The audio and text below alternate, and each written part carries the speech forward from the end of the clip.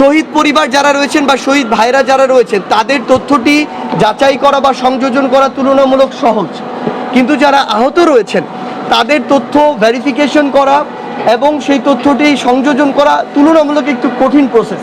আমরা আমাদের জায়গা থেকে চাই আজকে নয়, আজকে থেকে 20 বছর পরেও এই লিস্টটি যেন প্রশ্নবিদ্ধ না হয়, সেই জায়গা থেকে আমরা একটু সময় নিয়ে হলেও বিভিন্ন স্টেক হোল্ডারের কাছে তাদের কাছ থেকে এই তথ্যগুলো ভেরিফিকেশন করে হলেও আমরা সর্বোচ্চ সতর্কভাবে এগুলো ভেরিফিকেশন করছি।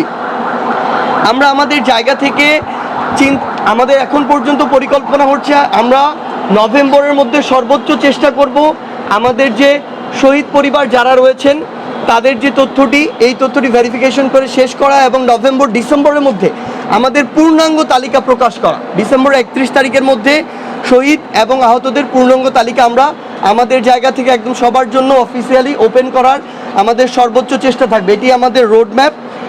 আমরা আমাদের জায়গা থেকে ক্যাটাগরাইজেশন একটি করব, সেটি হচ্ছে আহতদের ক্ষেত্রে অনেকেই আহত হয়েছেন আসলে বিভিন্ন মাত্রায়। কারো হয়তো এই জিনিসটির জন্য 1 মাস তাদের জায়গা থেকে স্ট্রাগল করা লাগবে, কারো হয়তো 2-3 বছর স্ট্রাগল করা লাগবে, কারো হয়তো সারা জীবন স্ট্রাগল করতে হবে।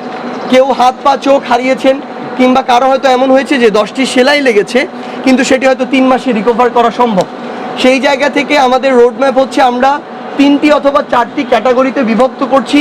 একটি বিশেষজ্ঞ ডক্টর একটি টিম থাকবে, তাদের সমন্বয়ে যে কাদেরকে আমাদের নির্দিষ্ট একটি মেয়াদে সুযোগ সুবিধা দিতে হবে, কাদেরকে আমাদের দীর্ঘ মেয়াদে দিতে হবে, কাদেরকে সারা জীবনের জন্য দিতে হবে, এবং আরেকটি গুরুত্বপূর্ণ বিষয় হচ্ছে কাদেরকে সম্মানীর কাদের জন্য ব্যবস্থা করতে হবে। সো এই ক্যাটাগরাইজেশনটা আহতদের ক্ষেত্রে আমরা এটি করতে যাচ্ছি। আমাদের জায়গা থেকে আরেকটি আমরা কাজ করছি যেটি হচ্ছে ইউনিক একটি আমরা আইডি কার্ড করব। এটি হচ্ছে আমাদের যারা আহত রয়েছেন তাদের জন্য এটি ধাপে ধাপে হবে এই আইডি কার্ডগুলো, এবং প্রত্যেকটি আইডি কার্ড ক্যাটাগরি অনুযায়ী ভিন্ন থাকবে। সে অনুযায়ী এই সুযোগ সুবিধাগুলো ডিফারেন্ট হবে, এবং এটি আসলে খুব বেশি এ কারণেই প্রয়োজন কারণ হয়তো কেউ এমন আসবেন আহত আমাদের যোদ্ধা যার ইনস্ট্যান্ট ওই সুযোগ সুবিধাটির প্রয়োজন, আবার কারো এমনটি হবে যে 3 দিন পরে হলেও সমস্যা নেই।